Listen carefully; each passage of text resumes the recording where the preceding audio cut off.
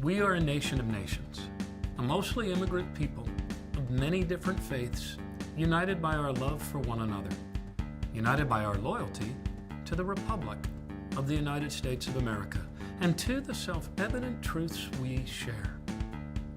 Ripping refugee children from their parents' arms at our border and locking them in cages isn't American.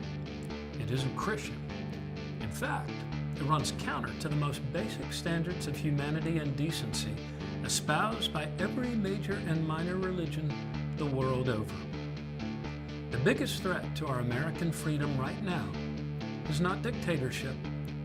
It is our own passive public acceptance, an acceptance of cruelty and institutional violence practiced with our permission. As Fintan O'Toole recently wrote in the Irish Times, quote, "Fascism doesn't arise suddenly in an existing democracy. It's not easy to get people to give up their ideas of freedom and civility. You have to do trial runs that, if they are done well, serve two purposes. They get people used to something they may initially recoil from, and they allow you to refine and calibrate. This is what is happening now, and we would be fools not to see it." Close quote. When did we become so mastered by the politics of fear that we could be convinced a starving refugee child is a threat to our national security? The American dream has attracted millions to our shores since our founding.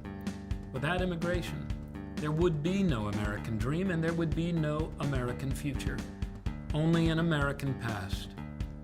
Yes, this is an ugly chapter in our American story, but it is not the last chapter. Another day is fast approaching. For if you want to know where our nation is headed, talk to our young people under 25. You won't find many immigrant bashers among them. In fact, young people overwhelmingly believe our diversity is our greatest strength. So too is our compassion for one another. Young Americans believe we should be more connected to the larger world, not less. They believe in building bridges, not walls. And most importantly, young Americans believe that we should practice kindness toward refugee people, Catholic, Protestant, Muslim, Jewish alike. So we can live in fear, or we can act in hope. The choice is ours. So fear not, America.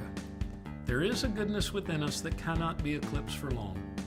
Withstand the temporary delusion, overcome the politics of fear, and hold tight to the values which make us both a good and a great nation. For this we believe. The enduring symbol of our nation is not the barbed wire fence.